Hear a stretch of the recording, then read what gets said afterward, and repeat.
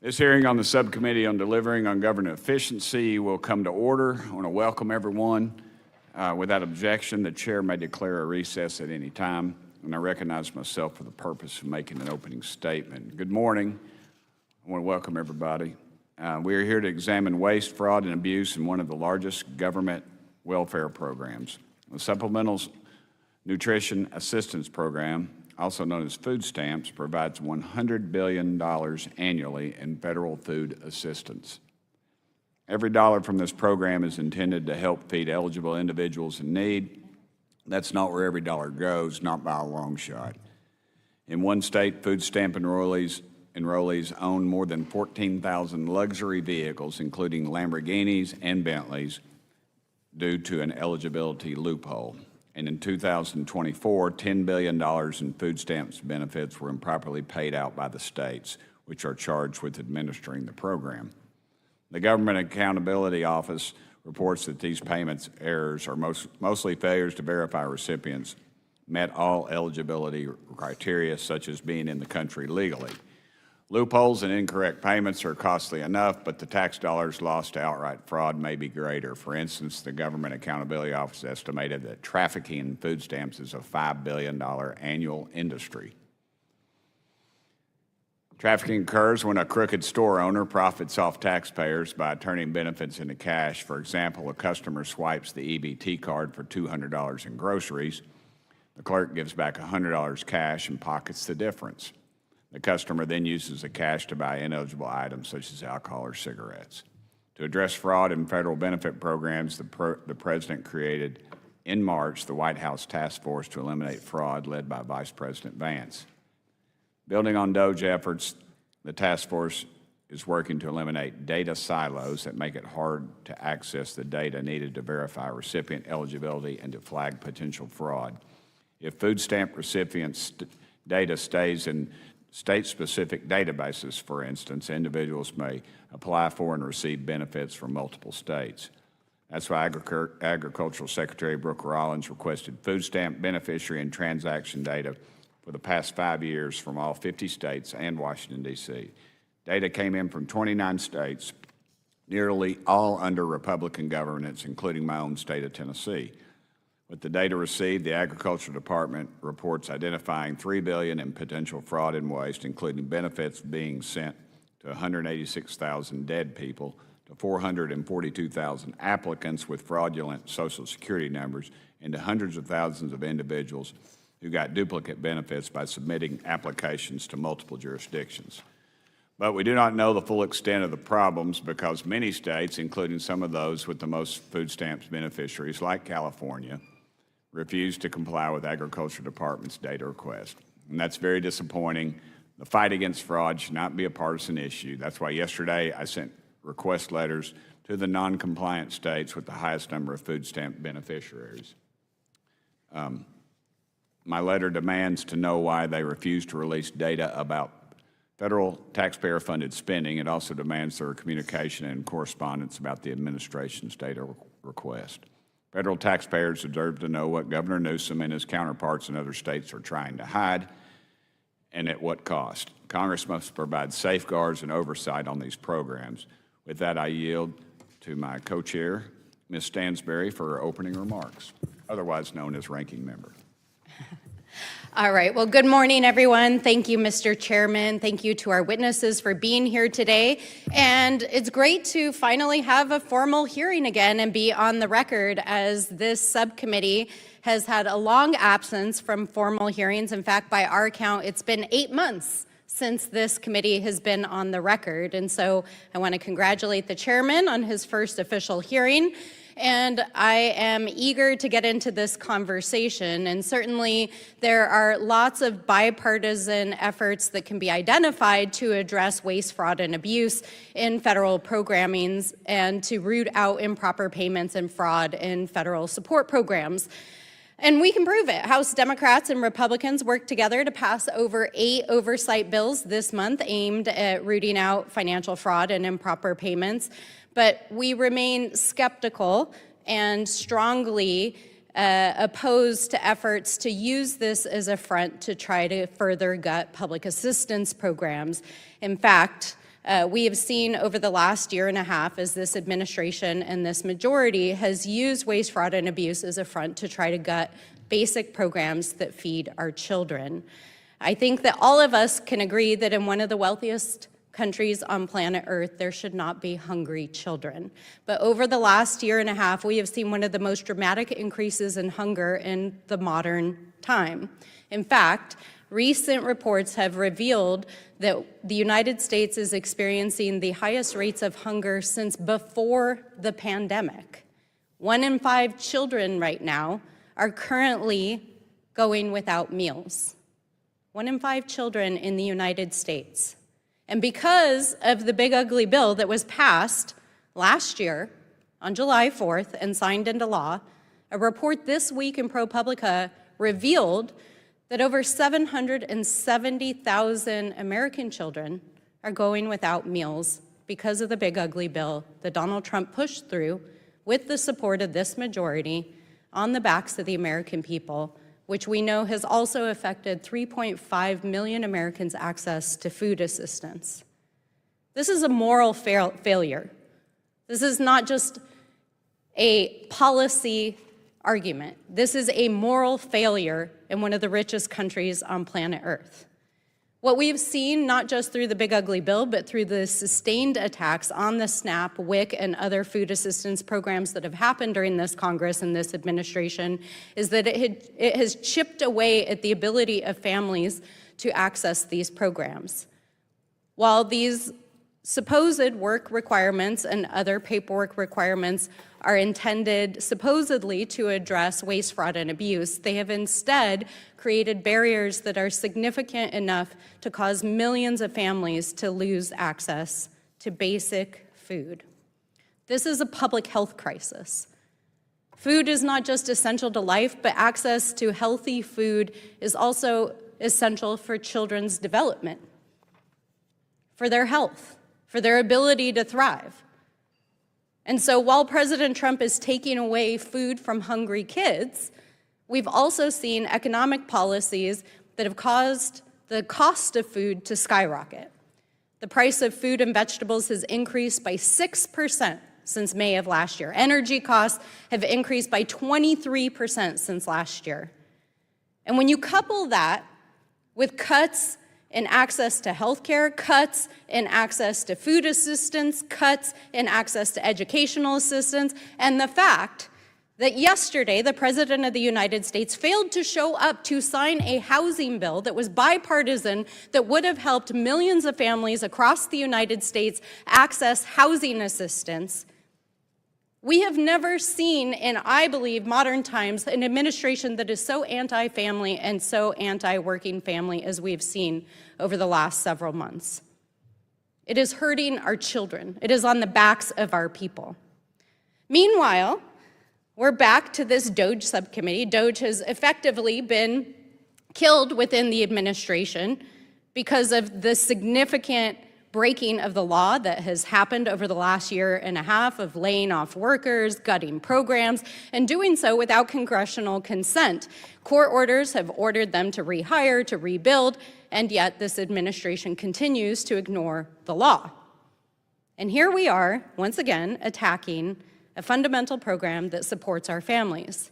If we were actually serious about rooting out waste, fraud, and abuse, we would be investigating the 21 inspector generals who were fired by this administration. We would be investigating the thousands of investigators in these federal programs who were laid off by DOGE, who are actually the people who look into waste, fraud, and abuse. If we were serious about rooting out waste, fraud, and abuse, we would be investigating the millions of dollars that this administration just wasted on remodeling the reflecting pool, and which is now disintegrating before our eyes. We would be investigating what is happening with the illegal demolition of the East Wing. We would be investigating the Secretary of Defense, who not only used federal taxpayer dollars to buy lobster and steak dinners, but just asked this body last night for billions of dollars more for an illegal war that both the House and the Senate have already voted on. A war powers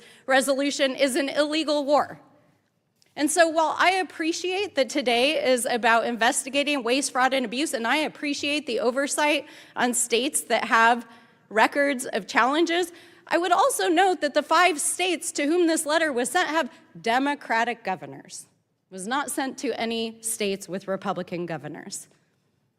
So I think we have to ask ourselves, what is this actually about? Is this really about rooting out waste, fraud, and abuse? Or is this about taking food out of the mouths of our children? So I look forward to the conversation, and with that, I yield back. Thank you. I'd like to welcome our witnesses. First, we have John Walk. Mr. Walk is the Inspector General for the U.S. Department of Agriculture. Next, we have Don Royal, a former 2-term president and current director of the United Council on Welfare Fraud. Next, we have Rachel Gressler. Ms. Gressler is a senior research fellow at the Plymouth Institute for Free Enterprise at Advancing American Freedom. And last, we have Gina Plata. I'm sorry, ma'am. I know I wanted to get it right. That's why I asked him Plata. Burchett. Nobody ever gets it right. Plata Nino. So thank you, ma'am. And you're the director of SNAP Policy and Advocacy at the Food Research and Action Center. And I want to thank you all for joining us, and I look forward to your testimony. Pursuant to Committee Rule 9G, the witnesses will please stand and raise their right hand. Do you solemnly swear to affirm that the testimony that you're about to give is the truth, the whole truth, and nothing but the truth, so help you God? Let the record show the witness has answered in the affirmative, and thank you all. Y'all may take your seats. And we appreciate you being here today and look forward to your testimony. Let me remind the witnesses that we have read your written statement, and it will appear in full in the hearing record. Please limit your oral statements to 5 minutes. As a reminder, please press the button on the microphone in front of you so that it is on and the members can hear you. When you begin to speak, the light in front of you will turn green. After 4 minutes, the light will turn yellow. When the red light comes on, your 5 minutes have expired, and we would ask you to please wrap it up. I now recognize Inspector General Walk for his opening statement. Sir, you're recognized. Chairman Burchett, Ranking Member Stansberry, and members of the subcommittee, thank you for inviting me to testify on Supplemental Nutrition Assistance Program, SNAP fraud. SNAP fraud is a reprehensible crime that squanders the compassion of American taxpayers who fund the program and robs from those low-income Americans who qualify for SNAP benefits to feed themselves and their families. SNAP fraud is not confined to a single individual who engages in deceptive practices to apply for SNAP benefits they are not eligible for. Perpetrators of SNAP fraud include highly organized, tech-savvy, sophisticated criminals that steal enormous sums of money. Proceeds of SNAP fraud have gone to individuals linked to terrorist groups, foreign adversary nations, and transnational criminal organizations. SNAP fraud is not a victimless crime, although its victims are often forgotten. They are the hardworking, tax-paying American farmers, meat packers, and truck drivers who deliver produce from farm to family. All of America's taxpayers give from the fruits of their labor to fund food assistance, showing America's goodness to less fortunate neighbors, and they are the victims of SNAP fraud. The other victims are the vulnerable and low-income Americans who SNAP is intended to benefit. People like the woman one of my special agents told me about, a working mom of 4, a SNAP recipient who discovered that her SNAP benefits were all stolen from her electronic benefits transfer or EBT card while attempting to pay for food at the grocery store. In tears, she asked how she would feed her family for the month until SNAP benefits would next be paid out. Just this week, I spoke to another victim in New York, a working father of 5, whose SNAP EBT card was skimmed and benefits were remotely drained. I've heard many stories from victims like these, working moms and dads, in my 6 months as Inspector General. USDA OIG is working hard every single day on behalf of these victims. They are why SNAP fraud matters. With limited time, I will highlight some of the prevalent forms of SNAP fraud OIG encounters, though there are many others. EBT card skimming is a serious concern. Criminals use skimming technology to capture information such as the EBT card number and PIN code. The data captured is then used to clone the victim's EBT card. Criminals will then cash out at the opportune time. The legitimate recipient is left without food assistance. On this easel here is a picture of a skimmer that can be overlaid to a point-of-sale device in as little as 7 seconds. The criminal now controls the EPT card and owns all the dollars that will be loaded to that card. SNAP trafficking remains an investigatory priority. Today, there are more than 250,000 food retail stores authorized to exchange food for SNAP benefits. They then obtain federal reimbursement for the food they sell. You can think of them as the providers in this program. Unscrupulous retailers will instead use their stores to launder SNAP benefits. An individual will exchange their EPT card for cash, and the retailer will extract the remaining value from the card or sell it. But it's not only cash.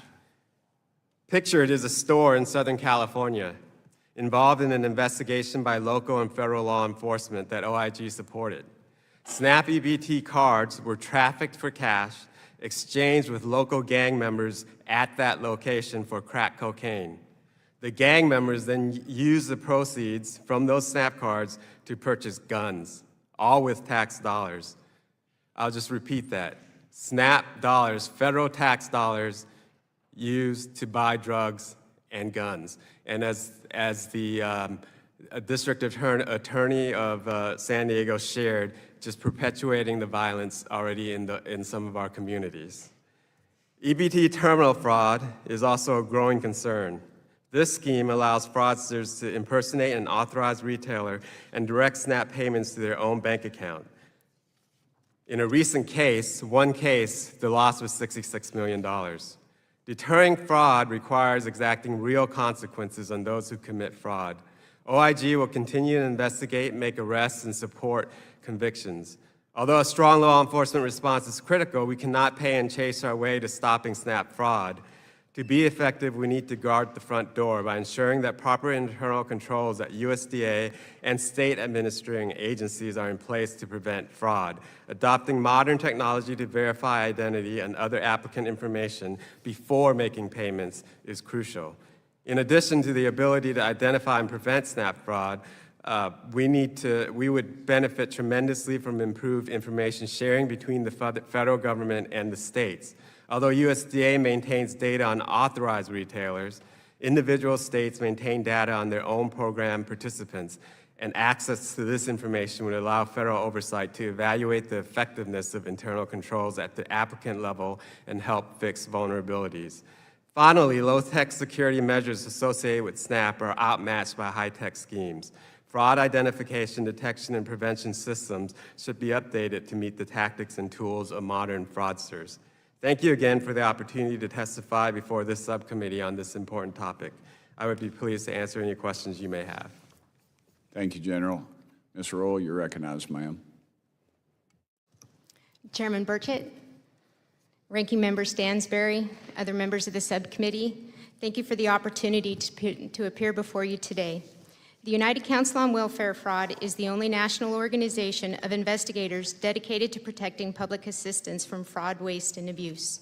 We are the professionals dedicated to the prevention, investigation, and prosecution of fraud, safeguarding billions of taxpayer dollars to ensure our nation's welfare programs remain strong to assist those in need.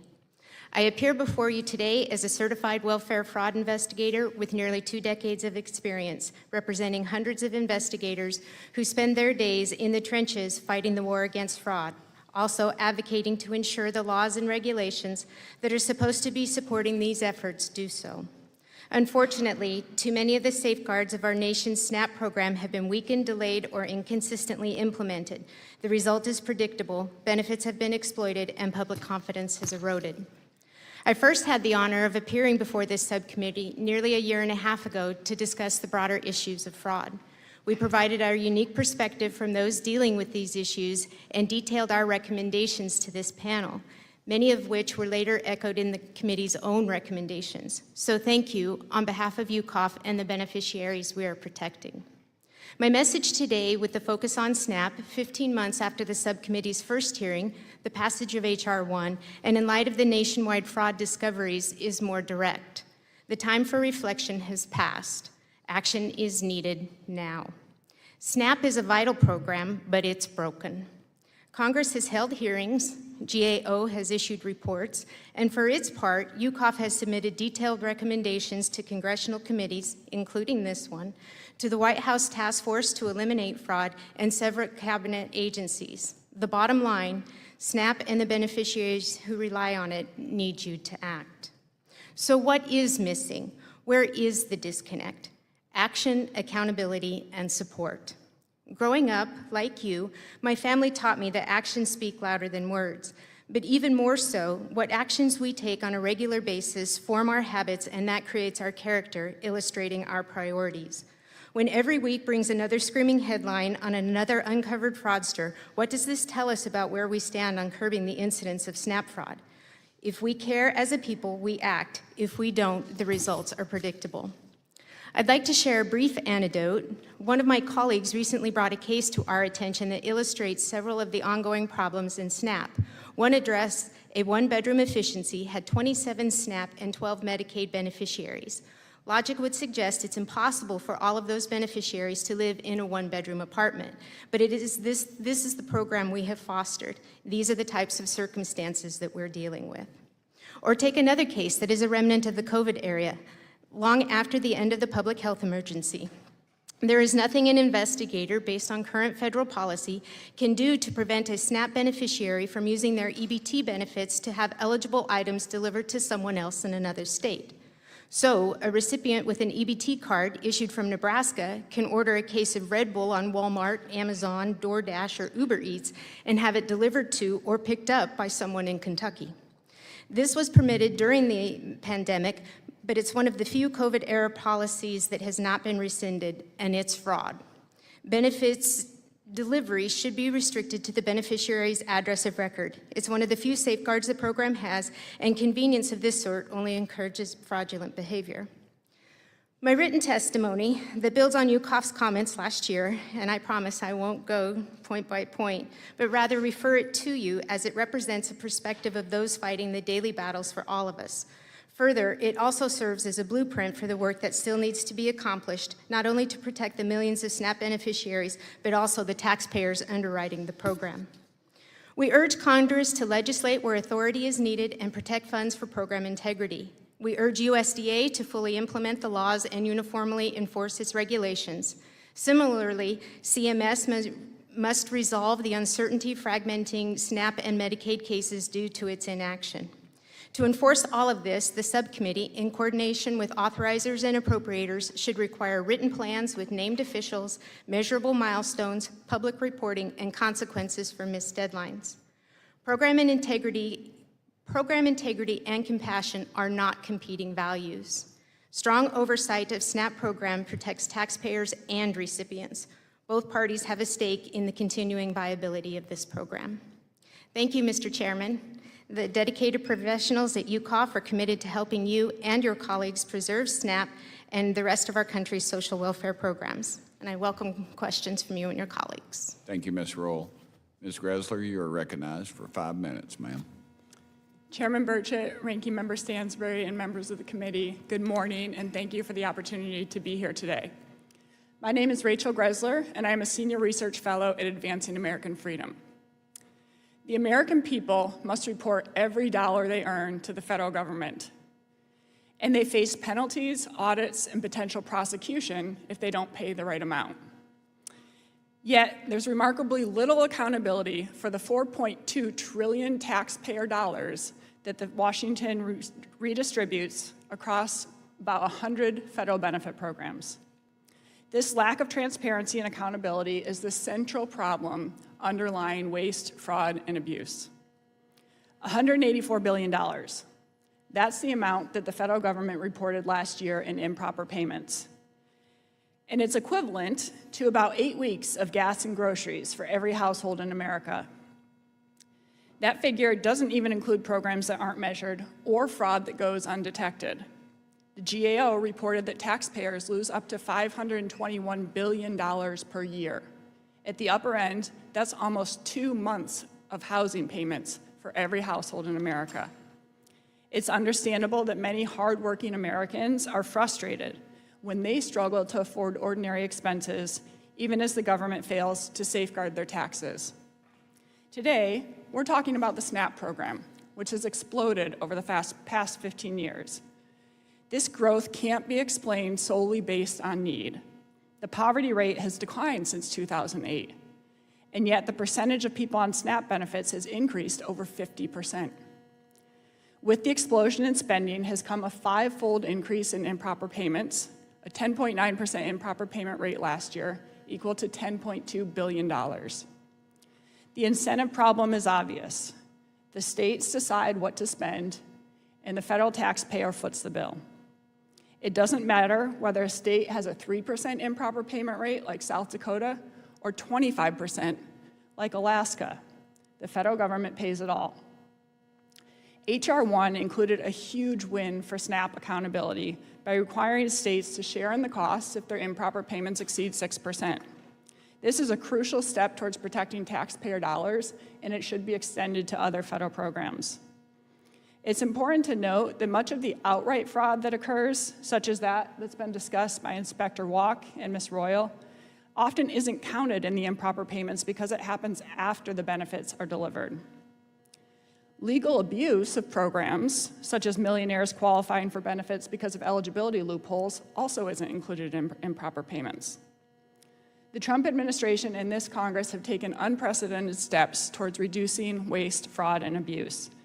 And many of those actions are in line with my 4 proposals to establish radical transparency and meaningful accountability for taxpayers' dollars. First, follow the money. The federal government should account for the money it spends as carefully as it accounts for the dollars it collects. We can't reduce fraud if we can't follow the money. Second, close eligibility loopholes. Congress should end legal abuse of federal welfare programs by eliminating broad-based categorical eligibility, which allows individuals to automatically qualify for benefits based on something as trivial as receiving a brochure. The Department of Agriculture estimated that this loophole allowed 5.6 million individuals who were not eligible under federal standards to nonetheless receive SNAP benefits. The No Welfare for the Wealthy Act of 2025 would reduce this abuse by requiring households to meet federal standards for SNAP benefits. Third, measure improper payments accurately and consistently. Many programs aren't measured at all, others are measured inconsistently, and some recent administrations have intentionally undercounted improper payments. Congress should require all distributors of federal benefits to comply with federal measurement standards and data requests. Failure to do so should trigger cost sharing or disqualification from distributing benefits. And fourth is to expand skin in the game accountability. Without consequences, laws aimed at protecting taxpayers' dollars will fail. Policymakers should expand H.R. 1's SNAP provisions by imposing fix-it or fund-it-yourself requirements across all federal programs. Congress's constitutional authority over the purse does not end when taxpayer dollars leave the Treasury. Every federal dollar that is spent should be subject to the same scrutiny, accountability that is required of taxpayers. Thank you. Thank you, ma'am. Ms. Plata Nino is recognized. Good morning, Chairman, Ranking Member, and members of the committee. Thank you for the opportunity to testify today. I am an attorney in good standing, and I have represented clients who needed help accessing SNAP because the process was too burdensome. I have seen firsthand the daily struggles families face when food assistance is delayed, denied, or difficult to obtain. I have also had the opportunity to serve the federal government and saw the hard work state agencies do to help programs operate more efficiently and effectively. I want to begin with a simple point. Program integrity and food access are not competing goals. Congress can protect taxpayers' dollars and protect families from hunger at the same time. But to do that, we must be precise about the problem we are trying to solve. SNAP is not an abstract line item. It is grocery money that allows a grandmother to buy food after paying for prescriptions. It is a support that helps a parent stretch a low paycheck through the end of the month. It is the difference between a child arriving at school ready to learn and a child trying to focus on an empty stomach. In 2024, over 47 million people in the United States live food insecure households, including over 14 million children. Those numbers represent American families making impossible choices every day. SNAP responds to that need. It served over 41 million people in fiscal year 24, and most SNAP households include a child, an older adult, a person with a disability. Many participants work in jobs that pay too little or offer too few stable hours. Others turn to SNAP during a layoff, a health crisis, a caregiving emergency, or a temporary loss of income. SNAP helps people weather hardship, and it helps them move forward. That is why accuracy matters. Every dollar should reach the people who qualify for help, but we must not confuse payment errors with fraud. Fraud involves intentional wrongdoing. Payment errors often involve complicated rules, changing work hours, missing paperwork, outdated systems, or agency mistakes. Treating every hour as fraud misdiagnoses the problem. It also drives policies that can punish eligible families instead of fixing the administrative systems that need support. SNAP already has one of the most rigorous integrity systems in the federal government. Applicants complete detailed applications, participate in interviews, submit documentation, and have their information checked against federal and state databases. States conduct ongoing reviews, and the SNAP quality control system re-examines tens of thousands of cases each year. When states identify errors, they must correct them, and where required, submit corrective action plans. The greatest fraud threat facing SNAP households, as my colleague said, today is organized benefit theft. Criminals skim, clone, and phish EBT cards, then drain benefits from households that have already proven their eligibility, costing billions of dollars in taxpayers' money. Behind every claim is a household that expected to buy groceries and instead found an empty account. Congress should focus on the vulnerabilities that actually harm families and taxpayers. That means accelerating chip-enabled EBT cards. Congress should also protect the administrative capacity that makes integrity possible.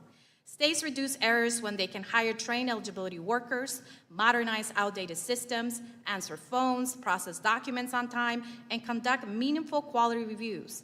Cutting administrative support, as H.R. 1 has done, by shifting an additional 25% to states while demanding greater accuracy, runs counter to the goal of accountability. Finally, Congress should evaluate SNAP performance with a full set of measures: payment accuracy, benefit theft, timeliness, access, churn, customer service, and participation among eligible households.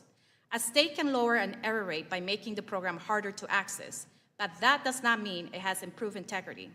It may simply mean eligible people gave up, missed an interview, could not reach a call center, or lost food assistance because of paperwork. The right standard is clear. SNAP should be accurate, secure, timely, and accessible.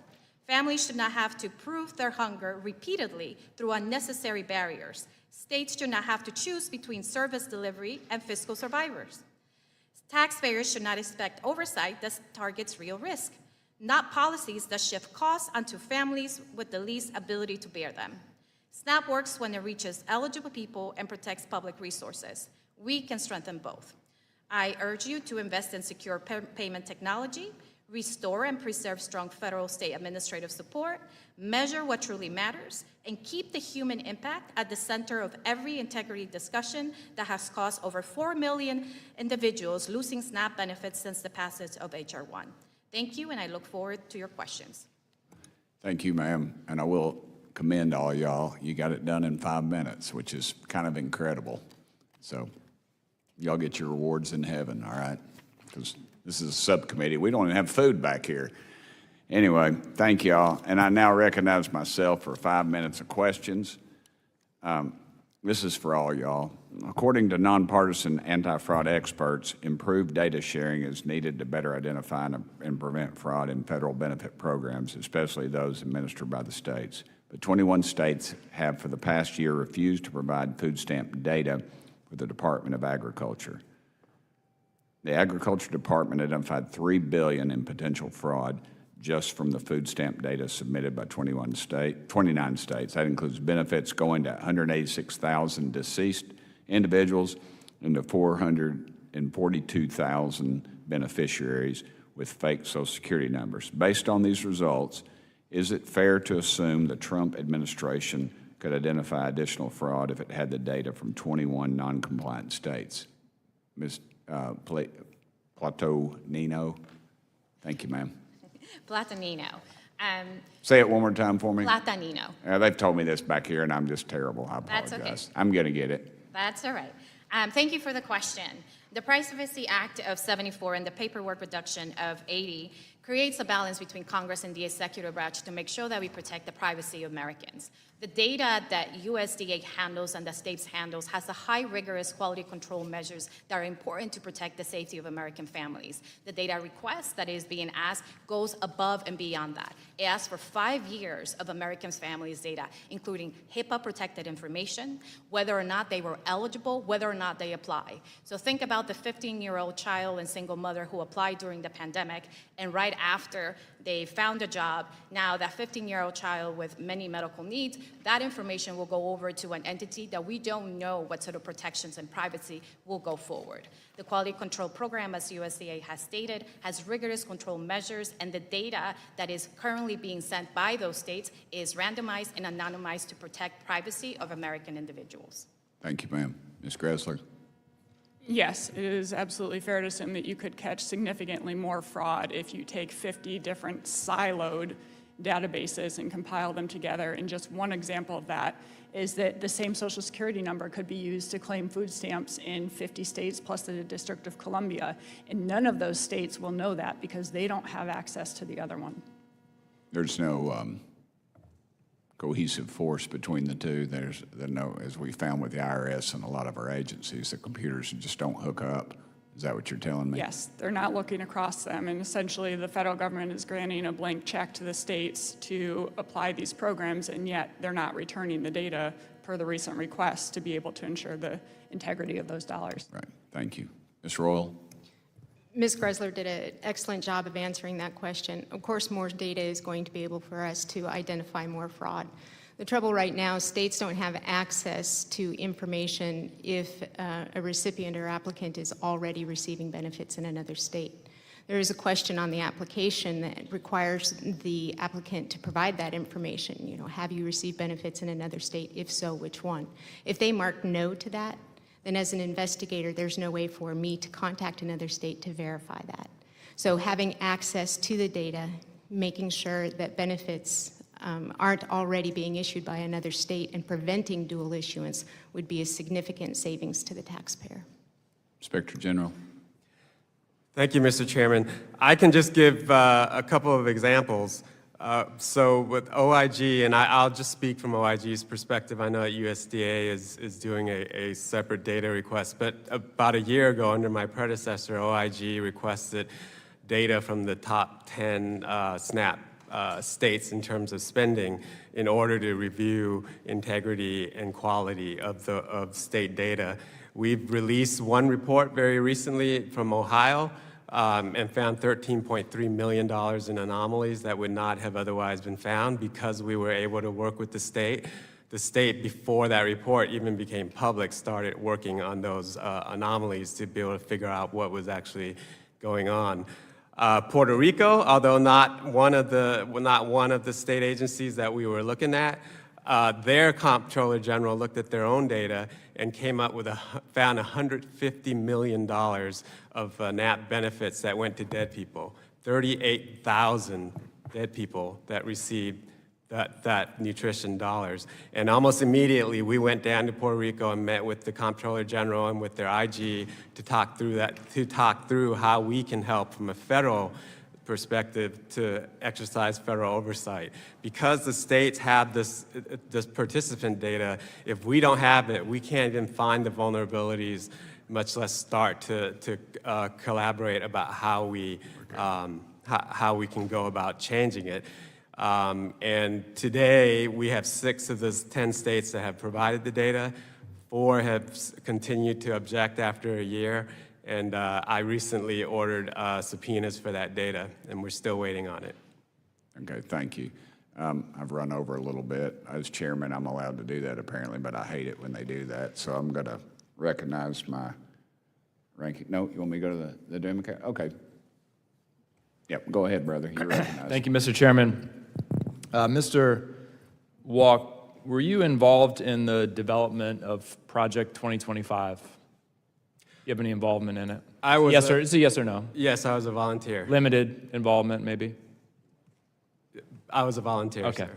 Before you were nominated as IG, you were a political appointee USDA? I was actually the judicial officer at USDA since December 2020. 2020. Were you a political appointee at any point in your career in the Trump administration? Sure, I was a Okay. political appointee after nearly 10 years as a career employee at Before your nomination as IG, did you have any experience specifically in auditing? Did you ever serve as an auditor? When I was at the Homeland Security Department, one of my first assignments as an attorney was to provide advice. You provided legal advice to auditors. About our Inspector General So audits. you never conducted any audits? No. Did you ever work in an IG's office as a deputy staff member, ever work in any IG office at any level before your nomination? No, I did not work at an IG's office. Okay. During your tenure as IG at USDA, have you recused yourself from any matters involving decisions you made during your tenure previously as an advisor to the agency? I'm not. You haven't found the need to, or you've made a decision that you're not going to recuse? You don't think you need to recuse if you were involved in anything, or you just... Sure. I've spoken with counsel and as well as the career ethics official at USDA, and there have been no issues raised that has required my recusal based on their counsel. Interesting. Okay. Your predecessor, IG Fong, had 22 years of experience. Before she became IG, she had IG experience before that. Bipartisan credibility, Mr. Chairman, you can go back and watch the videos in this committee. I stood in this room and watched Democrats and Republicans praise her work. She was fired by President Trump because he doesn't want independent IGs with experience. He wants you. No IG experience, no audit experience, a political actor and a political appointee. SNAP fraud is a real issue. And that's why we need qualified, independent, nonpartisan, non-political IGs. The Trump administration has systematically fired them. But let's talk about some waste, fraud, and abuse. I went down to the reflecting pool yesterday, check out the president's new project. This guy here, and I don't like to judge a book by its cover. Appearances can be deceiving. But sometimes if it walks like a duck and quacks like a duck and dresses like a duck, it is a crook. This is John Carafo. He's a crook. He pled guilty to bribery and campaign finance violations, longtime Republican donor. Got a $1.7 million no-bid contract to filter the water at the reflecting pool. I went down to check it out yesterday. Somewhat ironically, I didn't believe this when I was told it. His company's name is Green Water Services. President promised us beautiful blue water, gave a contract to this crook who gave us green water, algae, and dying ducks. Mr. Chairman, at some point, this committee will have to address the waste, fraud, the abuse that's taking place in this administration. The wolves are in the House. They're in the White House. The waste, the fraud, and abuse is happening under our own eyes. And this DOJ committee, committed to government efficiency, hears no evil and sees no evil, because this is the president's buddy from Mar-a-Lago. Said he's a great guy. The president and this Congress, this Republican Congress, have literally taken food from the mouths of hungry children, and they're putting it in the pockets of crooks like this. If that's not fraudulent, Mr. Chairman, I don't know what is. I yield back. Thank you. Now yield to 5 minutes to Mr. Cloud. Thank you, Mr. Chairman, and I appreciate you holding this hearing. Us getting rid of the waste, fraud, and abuse in our government is extremely important. Ms. Gessler, I think you mentioned $184 billion in fraud in just a year. I'm on the Appropriations Committee, and only 2 of our appropriations bills that fund the government are over that amount. So that's significant with what we could be doing or returning to the American people if we could rein in the waste, fraud, and abuse. I'm also constantly amazed by how much we try to measure compassion by how many dollars go out the door, how many people are on the rolls, without looking at to whether it's going to accomplish those needs. I appreciate, Mr. Walk, what you had pointed out, that some of these dollars are actually being used fraudulently by gangs to buy drugs and guns and nefarious activities, not to mention some of it going overseas to bad actors and all those different kind of things. It's important that we make sure that it's going to do exactly what it was supposed to do. I note that SNAP has almost doubled in the last 5 years. Meanwhile, the poverty rate in our country is roughly where it was about 5 years ago, within a percentage. And so it seems like maybe there's some overhead. Recently, just in the data shared, as the chairman had mentioned, $3 billion a year in potential waste, fraud, and abuse just among the states that have shared information. 186 deceased individuals who are on the rolls. Now, if we take those off the rolls and the numbers of SNAP beneficiaries went down, what you'd hear is, children are not being fed from the left, but actually we're just trying to make sure that we're not sending money to people who are not alive anymore. There are 356 to 500,000 duplicate enrollees, so some of these are people who are enrolled in multiple states. I think, Ms. Gressler, you had talked about that. Some up to 6 states that we know of, and this is of the states sharing information. I would think that those states not sharing information, that potentially the problem's worse, and maybe that's not why they're sharing information. Who knows? Ms. Roy, you talked about the checkbox that, all you have to do is say, are you not receiving? Us hoping that those committing fraud would be honest on their application, right? This is the big check we have. Ms. Gressler, I was wondering if you could speak to, and maybe we'll go down the line, to you mentioned some of them, but some of the protections that we could put in place to make sure that the SNAP benefits are going to those who are truly in need, and that we're making sure that the federal taxpayers. I was really struck by your thought of what we require the information of those paying taxes into this. Those who are basically footing the bill for SNAP, we require to know every dollar that they're making. But those who are receiving the benefits, it doesn't seem like we have that same sort of.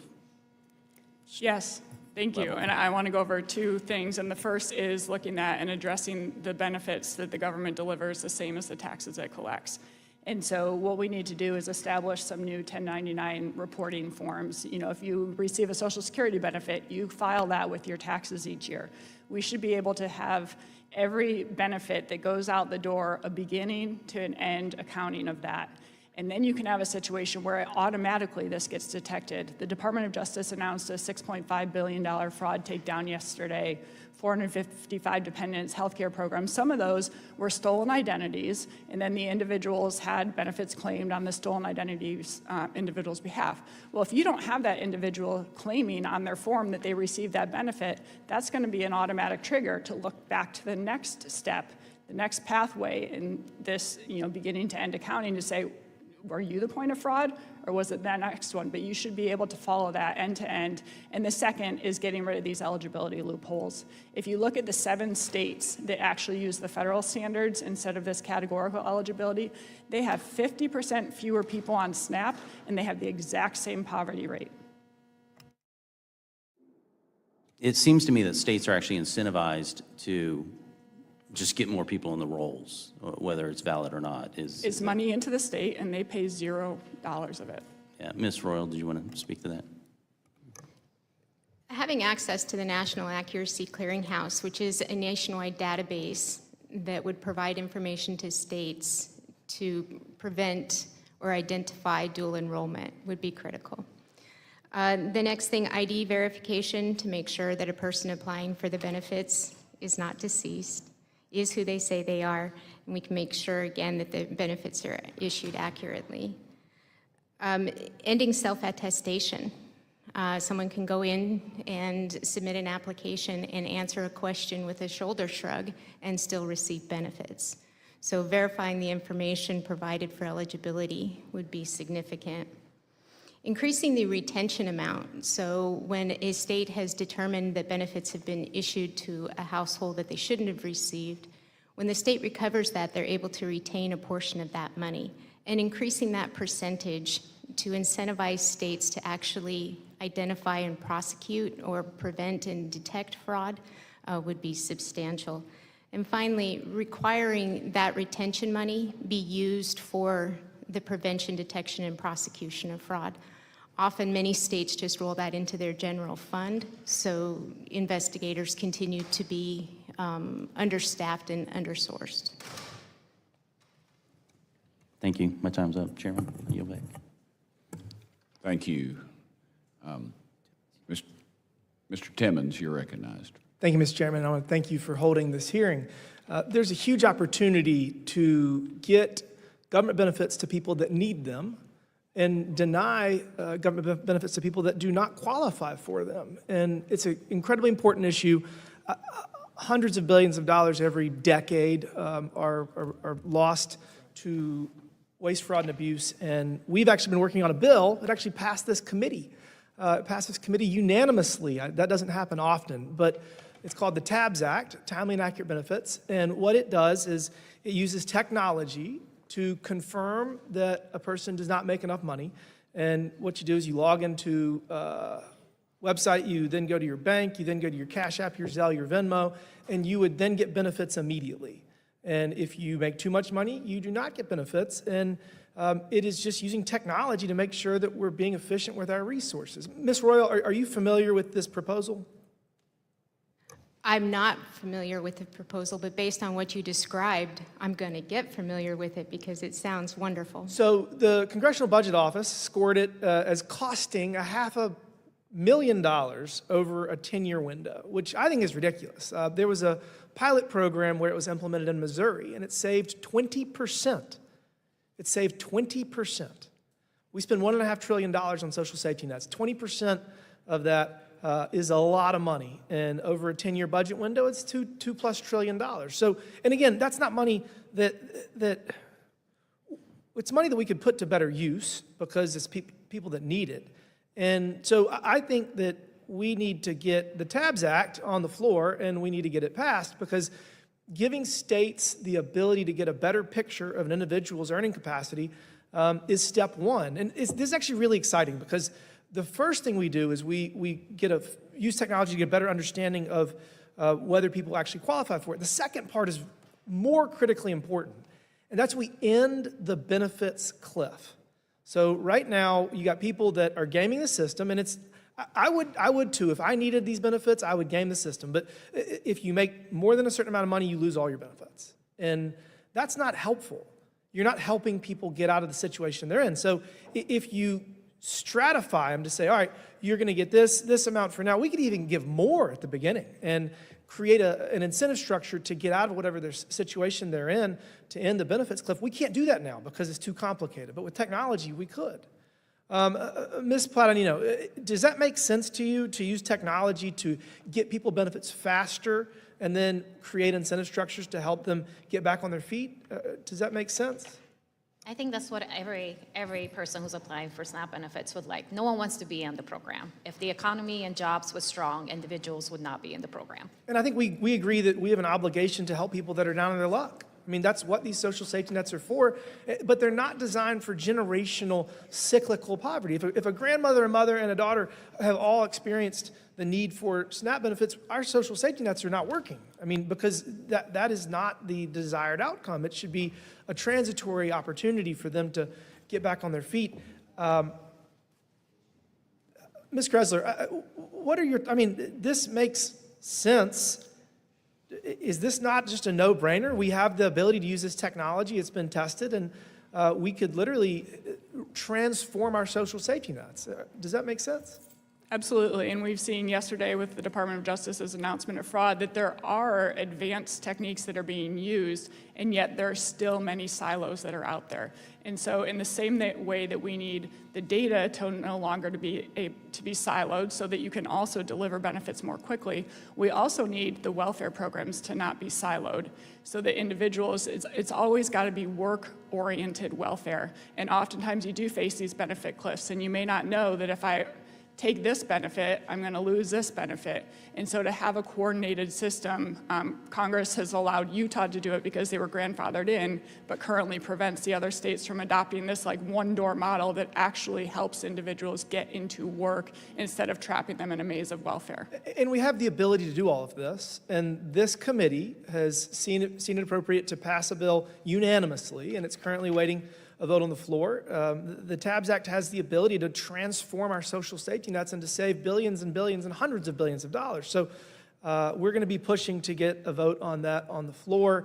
And again, using technology to get benefits quickly to people that deserve them and deny individuals that are trying to take advantage of the system is just, it's a no-brainer, and we have to do this. We're $40 trillion in debt. We're running out of opportunities to start saving money. So, Mr. Chairman, I really appreciate you holding this hearing, and with that, I yield back. Thanks. Thank you, Mr. Timmons. Mr. Burleson, you're recognized for 5 minutes. Thank you, Mr. Chairman. The American people expect their tax dollars to be spent wisely. They expect us to be stewards, wise stewards of the money that they work so hard to put food on the table and then send some to this government. And for us to be wasteful with those dollars is not acceptable. But unfortunately, for many in the federal government, your hard-earned dollars are an afterthought. That's part of the reason why we see billions of dollars lost to waste, fraud, and abuse, and why we have a $39 trillion debt. It's clear that many programs are not working as intended, and the American people deserve better. Over the past year, the Trump administration has taken meaningful steps, and this body has taken meaningful steps to make sure that those dollars are going to be put in the hands of the people that truly need them. And so my first question is to you, Ms. Plata-Nino. In your testimony, you emphasized the importance of distinguishing between fraud and administrative errors, but the USDA Inspector General and multiple audits have documented that organized crime, fraud rings are stealing hundreds of millions, sometimes billions of dollars. Do you believe those reports? I believe he was talking about skimming, where there is no way to measure that, especially after after the government stopped doing reimbursement and instead stopped taking claims. So you don't believe the information is accurate? Not fully. Really? So we have 3 panelists here that are all experts that have studied this. You're saying that they don't know what they're talking about? There is underreported data in terms of how many millions of dollars, if not billions, have been stolen from vulnerable Americans in terms of skimming, but there's no data to really ascertain the full amount. Okay, I think we could kind of put blinders on. I mean, all of us could put blinders on and continue to mount up $39 trillion in debt, but I'm not going to do that. I'm going to focus on, let me ask you this question. Only 29 states have provided their data. Should all of the states at least provide data back to Congress about how that money is being spent? The SNAP program does have a high-quality control program, and states have been historically providing the data in order to ascertain high-quality control measures. The data that is being asked is in violation of the Privacy Act and the Paper Reduction Act. The data is incredibly sensitive, and it's not necessarily— Apparently, most of the states are fine. Most of the states are being responsible. They're responding because they see the problem. Ms. Plata-Nino, let me ask you this question. Is $39 trillion debt, is that acceptable to you? It is unacceptable that we still have over 40 So million do you know people how much that is per influence taxpayer? voting. Do you have any idea how much each taxpayer in America, if they had to pay right now, what that would be? I'll tell you. I am an expert on It's food insecurity. $356,000. If you care about the national debt, if you care about the money that's coming out of this building, you should care about the fact that every hardworking American who is trying to put food on the table at the end of the day has to somehow pay $356,000 for all of the misuse of funds that this Congress and previous Congresses have made. I don't find it acceptable. And we're trying to do everything we can to unwind this clock and undo the damage that previous Congresses have done to not just the American people today, but future generations. And to demonize that work, I think, is unacceptable. Mr. Walk, thank you for your service as an Inspector General. Can you describe the scale of the threat based on the investigations your office has conducted on the sophisticated organized crime that's occurring that we're seeing with the SNAP program? I think it's very large scale. in terms of skimming, that requires some kind of sophistication. It requires organization. And so we're seeing a lot of what Baltic transnational criminal organizations involved in skimming. That money oftentimes goes overseas. We also know that in many of our investigations, we've seen ties of individuals, subjects that have had ties to known or suspected terrorists.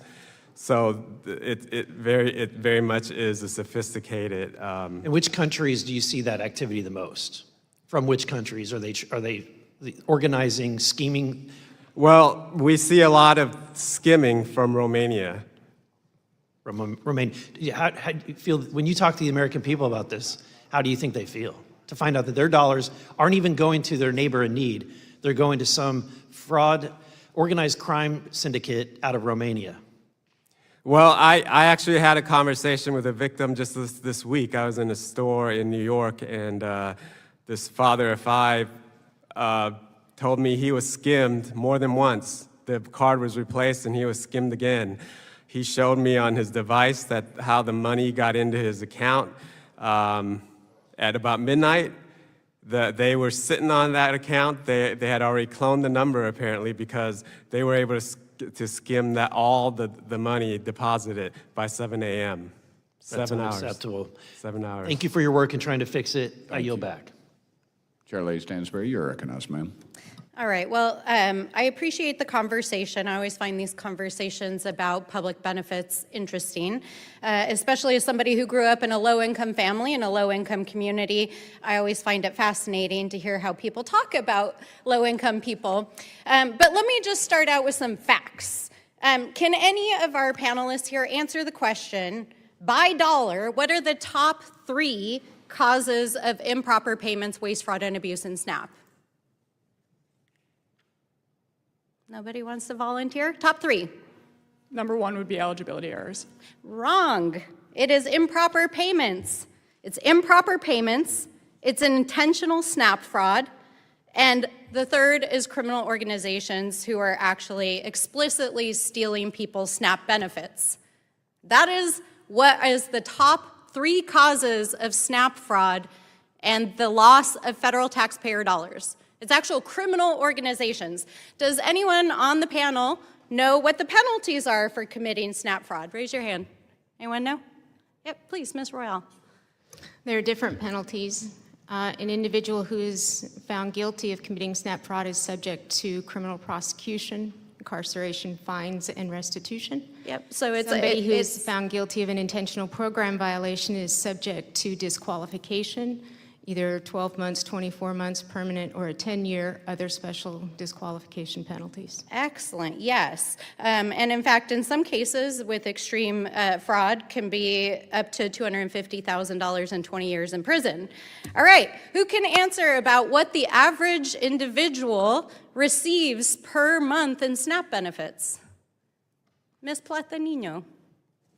For a household too, it's less than $320 a month. And about per person, what would you say? It's about $200. Yeah, so it depends on the household and the beneficiaries, but when you average it out, according to the USDA, it comes out to between about $174 and $177 per person per month. And so when you break that down, that's about $6 a day, right? $6 a day. Can anyone answer who is the #1 beneficiary of SNAP benefits? Ms. Platanino. Retailers, because the money goes straight into the retailers' stores and then goes and offers up into the local economy, raising taxes and increasing wages. But in terms of the actual beneficiaries, in terms of Children. the people who receive the SNAP benefits, but yes, the economic children follow. downstream impacts. Yes, it's children followed by older adults and people with disabilities. Exactly. 39% of SNAP beneficiaries are children under 18 years old. Not fraudsters, children. 10% people living with disabilities, 20% older adults over 60. The vast majority of SNAP recipients are not committing fraud. They are children, they are people living with disabilities, and they are seniors. Now, I'm going to save you because I know many people don't want to share this publicly, but I would ask if any of you have actually been on SNAP benefits. And I want to say publicly, there's no shame in being on SNAP benefits because it is a program that was created to help people who are struggling. It's to help grandparents who are taking care of children. It's to help take care of kids who are in the foster care system. It's there so that when a mom goes through a divorce and she loses her job and is having a hard time, she can take care of her kids. That's what the SNAP program exists for. It is a bridge. It doesn't even cover the cost. I would like to know, can any single person on this panel feed your family for $174 a month? Anybody? Can anybody in this room feed your family for $174 a month? Anybody? Not a single hand in the room? Yeah, okay. This is not a joke, my friend. Let's get real here. There is actual waste, fraud, and abuse in this system. It's criminal activity. It's activity that is just like every single financial system out there. There are bad people who take advantage of financial systems. But the vast majority of beneficiaries of this program are seniors, children, and people living with disabilities. And when you make it harder for them to access benefits, then it means that they go hungry. They skip meals. They don't have access to food. They go to our food banks, who are already struggling because of the cuts that were put in this budget to cut other programs that put food to our food banks. And essentially, it leaves our people, our children, our seniors, our grandparents without access to food. And so, Mr. Chairman, I'm happy to work with you on bipartisan efforts to deal with criminal activity involving waste, fraud, and abuse in SNAP, but I will not support cutting programs for people who need them. I yield back. Thank you, ma'am. Next, we have Representative Fallon Thank you, Mr. Chairman. from Texas.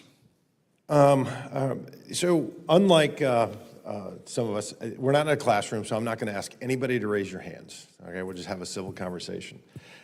Miss, is it Platanino? Am I saying it correctly? Okay. You've worked for how long in your current position? Over a year. Okay. All right. And did you have related jobs that were similar? I served as an attorney for multiple years representing low-income individuals in various public benefit programs. Okay. Did you know what the amount the federal government spent in SNAP benefits in fiscal year 2019 was? 2019, not off the top of my head. And I'm not going to try to play gotcha. It was $65 billion. And then in 2025, do you think it went up or down from that number? It went up because of the pandemic and the job loss and the Yeah, economy. but the pandemic has long since been over. For several years at this point, it was $102 billion, which is a massive increase of 68%. And yet the GDP per capita, if you adjust for inflation, is only 8.9%. So that's quite a leap and quite a difference. And according to the GAO, at minimum, we're looking at $300 million in fraud, waste, and abuse. And of course, I think we all could agree that the reality is far more. Would you agree that in a perfect world, there shouldn't be any American that needs SNAP benefits? Americans want to have jobs and employment, so if the economy is strong, Yeah, absolutely. in a perfect world, there would literally be no one on SNAP. That's what we're all working toward. Ironically, you'd be working toward finding another job. Oh, absolutely. Yeah, I agree. Yeah, that would be amazing. Do you think that able-bodied, able-minded, non-elderly adults should be eligible for SNAP benefits? Philosophically.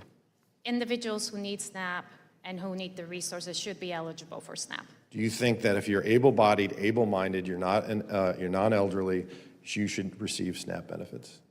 It's a matter of having job sufficiency and available jobs. And So you think yes? It sounds to me that's your answer. That an believe able-bodied, Americans able-minded person should be eligible for SNAP benefits. I philosophically disagree. I think it's shocking that 21% of the people on SNAP are non-elderly, able-bodied, able-minded. It costs the American taxpayers $18 billion, and there's 8.8 million of those folks. Does that sound like a large number? I think it's an incorrect number, since many individuals do have disabilities who have been undiagnosed. Well, this is because of able-bodied, healthcare costs able-minded, but- cannot be able to prove those disabilities. You know, I've been in Congress 6 years now, and when people come into our office, and there's a various array of fields that they work in, that every single one of them has something in common. They are desperate for labor. The unemployment rate is very low, and yet there are still folks that claim that they're able-bodied, able-minded, and they just can't find jobs. They can if their belly was, if they were truly, that's a motivator, is something that when you're hungry, you'll go out and find a job and not just have to rely on someone else to do it. Again, when you're able-bodied, able-minded. Secretary Rawlings directed all SNAP state agencies to share their participant eligibility data with the USDA's Food and Nutrition Association. Were you aware of that she directed them to do that, the states? I'm aware that the labor market has been very weakened for blue-collar workers. And That's not what I asked you. What I asked about, Secretary Rawlings directed the state SNAP agencies to share their participant eligibility data. Were you aware that she asked them that? The states? Are you talking about the data request? Let's try it again. Secretary Rawlings asked the states, the 50 states in D.C., to share their participant eligibility data with the USDA. Were you aware of it or not? If you weren't, we can talk about it and I can tell you what happened. If it's a data request, yes. Okay, yeah. And did you know that 22 states did not share that data? Yes. Do you know what they all have in common? That they don't care about protecting Americans' privacy? Every single one of them has a Democratic governor, all of them. And so it's Arizona all the way through Washington, state and D.C. I find it ironic when I was doing a little research for this, that when you take the states that are run by Democrats and you take the states that are run by Republicans, particularly the larger ones, you have about a 30% more you're 30% more likely to be on SNAP if you live in a blue state. You think it's just because they're just terribly mismanaged, or maybe they're abusing the system? It's my time. This isn't a classroom. They are ensuring that individuals who need access to benefits to be able to make and meet their basic needs have those resources. Well, let's hopefully we can get in a perfect world and SNAP benefits go away completely. Mr. Chair, I yield back. Thank you. Mr. Gill, you're recognized. Thank you, Mr. Chair, for holding this hearing and for your intense and steadfast work on combating waste, fraud, and abuse. We certainly appreciate it. I know taxpayers appreciate it. And thank you to the witnesses for taking the time to be here. Ms. Platanino, did I pronounce that correctly? Platanino? Okay, Platanino. Got a couple questions for you. Should SNAP dollars be spent on sodas? The purpose of the SNAP program is to provide families to have food and beverages. Should it be spent on sugary sodas? I am happy to talk about hunger and nutrition, but not dictate what Americans should or should not eat or may have access to. I'm asking if tax dollars should be used to pay for sodas. Taxpayers' money should be utilized to ensure that individuals have access to the food that they need to survive or may be accessible to them. Do they need sugary sodas to survive? Some of them do, who do have low blood issues, who may Is that have right? COVID, or who have kidney issues. You think Yes, they need there's- Coca-Cola to survive? Do you think that's the most appropriate use of our tax dollars? I am not a physician, but medical records and expertise You were do show just that in citing some the circumstances health they do. needs, apparently, of the American people. So do the American people need Coca-Cola to survive? I did not say that. I said that. I'm asking you. I'm giving you the opportunity to say yes or no. I will not answer for individuals and their choices. You think that there are some Americans who need Coca-Cola to survive? Is that your testimony? I am happy to talk about the food and nutrition You just don't needs know. that individuals have. You just don't know. I think most people can rationally say that you don't need Coca-Cola to survive. Wouldn't you agree? I agree that we have a hunger crisis and that we need to address it, but ensuring that individuals have the food resource that they need. Got it. And one of those is sugary Coca-Cola. What does SNAP stand for? It's a Supplemental Nutrition Assistance Program. What's nutritional about Coca-Cola? I am not a nutritionist. I am a food security expert in ensuring that individuals have the food resources that they need. This is a common sense question. All of these have been common sense questions. I'm just asking you, is there nutritional value to sugary sodas? It's a yes or no question. I am not an expert. I would have to look at the dietary guidelines. You're not an and look at expert. everything. I don't think that there's nutritional value to sugary sodas. I think most people in this room would agree with that assessment. But you have no opinion? I'm here to talk about the food needs and the hunger crisis that individuals here in America are Are you facing. that ideologically dug in that you want our tax dollars paying for sugary sodas that you will not, in a straightforward way, admit that sugary sodas are not healthful for the American people? I think that focusing on soda when people are going hungry. We spend is a an lot of issue. our tax dollars are spent on soda. That's why I'm asking about it. We have And no, you appear to be so ideologically dug in that you won't answer a simple question that that's not an appropriate use of our tax dollars and that does not, in fact, make the American people more healthy. I won't answer because there's no data sort of proving that. Do you need data to determine whether drinking soda is healthy? I think I'm facts sorry, it's a serious question. Is there some, do you believe that perhaps drinking sodas every day is healthy? The worst health outcome is hunger. When the individuals don't have the resources. Do you satiate hunger with Coca-Cola? I did not say that. But you said that the worst health outcome is hunger, and I'm asking you about sugary sodas. And I'm focusing on the nutrition needs and making sure that children have the resources. Is your that they organization funded by soft drink makers? I am not in charge of development, but no. It's not, okay. Is your organization funded by organizations that make money from food stamps?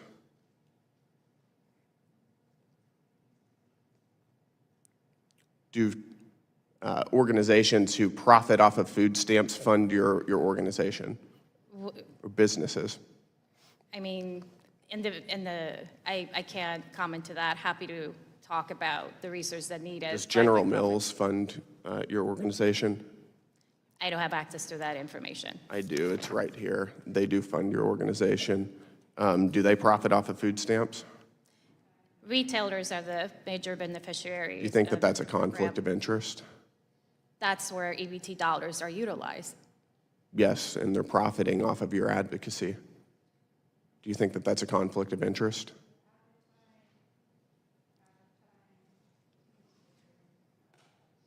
I think most people think that's a conflict of interest. I know you don't want to answer. My time is up. Thank you, Mr. Chairman. Thank you, Mr. Gill. Mr. Jack, you are recognized for 5 minutes. Thank you, Mr. Chairman. Thank you very much as well for convening this hearing. I want to start my line of questioning with Mr. Walk. Thank you for your testimony. And I know that my colleague, Mr. Fallon, covered this briefly, but I understand that by the direction of our Secretary of Agriculture, Brooke Rollins, the USDA requested SNAP participant eligibility data from all 50 states to ensure the benefits are being dispersed properly. But only 29 states have released that data. And I was hoping you could illuminate for this committee why you believe the 21 states who have not yet released that data have not done so. Well, I can't speak to the USDA's request. I can speak to my own OIG's request for state SNAP data. So about a year ago, we asked for the top 10 states in terms of SNAP spending for their participant data because we wanted to do an evaluation of the integrity and quality of that data, especially as it touched on qualification, your eligibility to be on SNAP. We received 6 states, the data from those 6 states. And I would just say that we've finished a report of Ohio, and I think, I know I spoke a little bit to this earlier, but we found $13.3 million in anomalies just from that one state who shared their data with us. Before that report became public, they had already started working on those vulnerabilities. But 4 states, California, New York, Illinois, and Michigan, have yet to give us that data so that we could do the same thing and look at the issues in their states. We find things such as applications that miss key data like Social Security numbers, blanks in terms of citizenship, duplicate enrollments, like people who are clearly not living in that state but being paid out funds from that state. So with these 4 states, California, New York, Illinois, and Michigan, if they do not provide the data, we can't even start to look at that. Now, you did mention USDA. I know that they have requested from all 50 states, the request is a little bit different, so I can't get too much into that, and they are a separate organization, but I know that from our separate requests, I have ordered a subpoena, which is very unusual that a state agency will require the IG to issue a subpoena for that kind of information, but we have issued 4 subpoenas to those states, and we're still waiting on that information. Well, we'll look forward to seeing their results once returned and complied with. Ms. Royal, next question to you. I want to commend your organization for publishing this report, Why Food Stamp Program Integrity is More Important Now Than Ever. And specifically, I just want to note from the report, in 2023 alone, food stamp enrollees in one state own more than 14,000 luxury vehicles. And among those, you had 3 Ferraris, 11 Lamborghinis, 59 Maseratis, and thousands of other luxury vehicles. The supposed goal of the SNAP program, of course, has been litigated today, but what was revealed in this report seems to be the program's reality. Help this committee and the constituents back home understand, how does a program dedicated to feeding low-income families end up subsidizing Lamborghinis and Bentleys?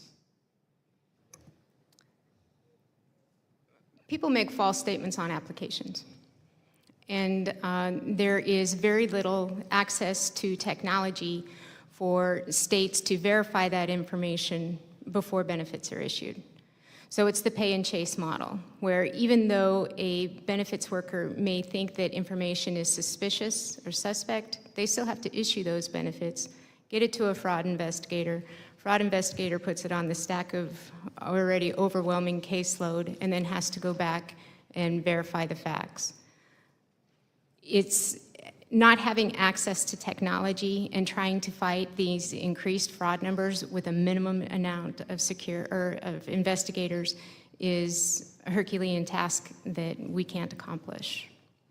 Thank you very much. In the closing 30 seconds, Ms. Gressler, good to see you again. Thank you for testifying again before this committee.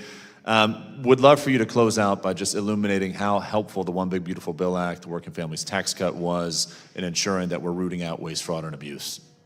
Yes, it was a great first step towards that, and primarily in the SNAP program, because if you don't have accountability at the end of the day, there is zero incentive for any state or any agency that is delivering these federal benefits to be able to reduce those. And we can't accept, as a cost of business, having up to $500 billion per year in fraud just so that we can make it easier so that those who are actually eligible for these programs will receive them. You have to go after that. There is no private sector business that could stay in business if it accepted the level of fraud, waste, and abuse that's going on now. Very well said. Mr. Chairman, my time's up. Before I yield back, if I could enter into the record why food stamp program integrity is more important now than ever, this report at your will, sir. Accept. Mr. Chairman, I also have a UC. Ma'am?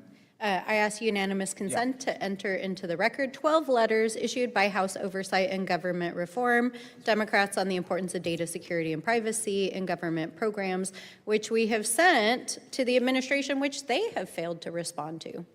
Thank you. Without objection, Representative Luna, you are recognized, ma'am. Thank you, Chairman. Honorable Walk, in Operation Cold Snap, 20 Minnesota retail locations were hit in a single operation for SNAP trafficking. Minnesota is also the epicenter of the largest documented social service fraud scandal in American history, where over 98 individuals charged, 85 being of Somali descent, nearly $300 million stolen from the USDA's federal child nutrition program.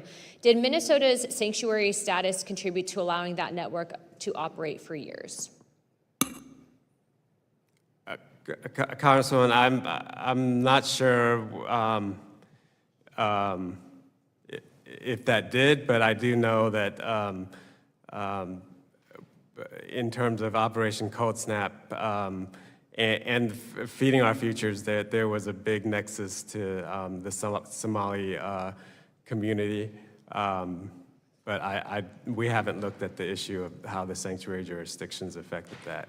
I understand this to be correct, not just in Minnesota, though. In most states that actually have illegal immigration problems and provide sanctuary status to these people, where they are limiting cooperation with federal immigration enforcement, do you find it to be the case that similar cases also exist in regards to SNAP fraud?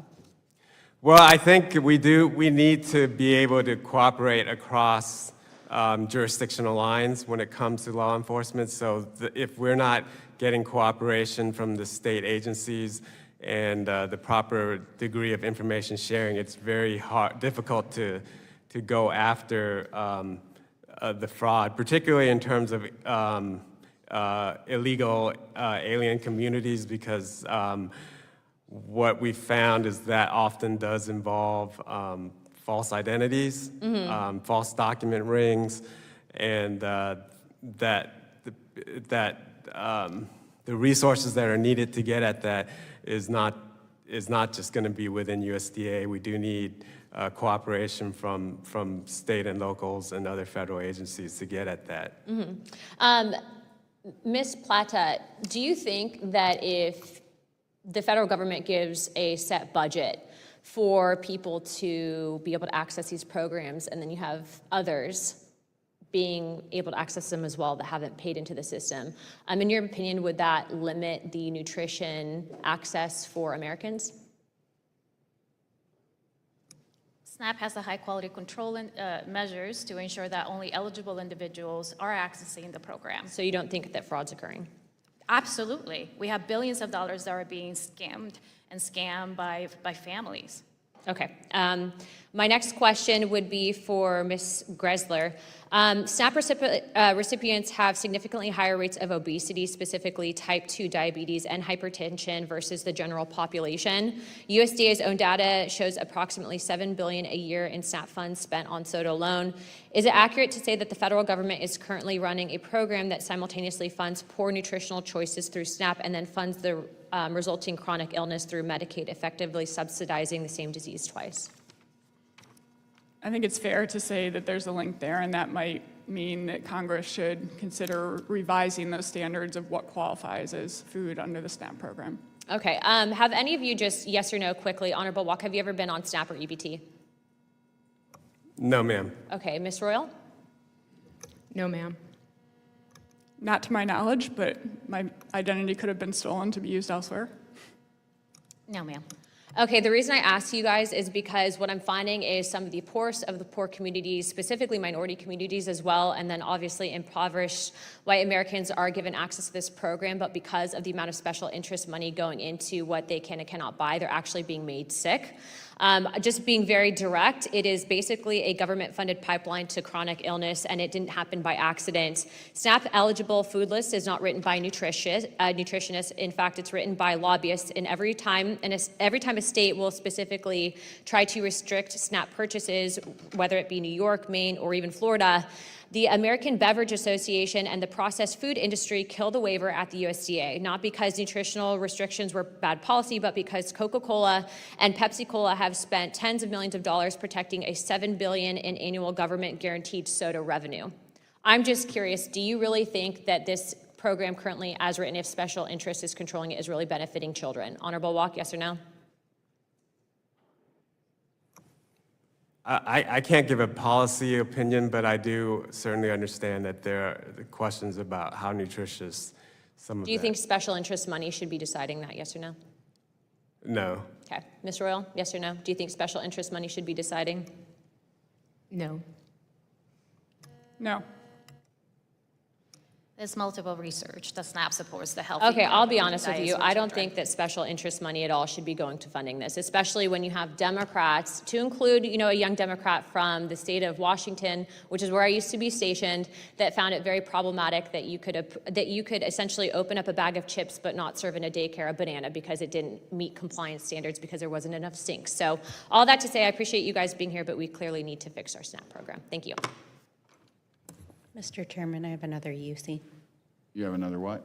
Unanimous consent. yes, ma'am. motion. Yes. Go ahead, I'd like to ask for unanimous consent to enter into the record a report from this committee's House Democrats entitled Abandoning Americans to Disease, the Trump Administration's Reckless Crusade is Harming Americans' Health, which is about an investigation into the policies that this administration is forwarding, including some of the food standards at the Federal Food and Drug Administration. No objection. And I want to enter with no objection a letter that I wrote to Governor Gavin Newsom of California for the record. And I want to thank y'all so much for being here for our committee. We are getting out in record time. Everybody got their questions in, so we're good. With that, and without objection, all members have 5 legislative days within which to submit materials and additional written questions for the witnesses, which will be forwarded to the witnesses. If there is no further business without objection, the subcommittee stands adjourned.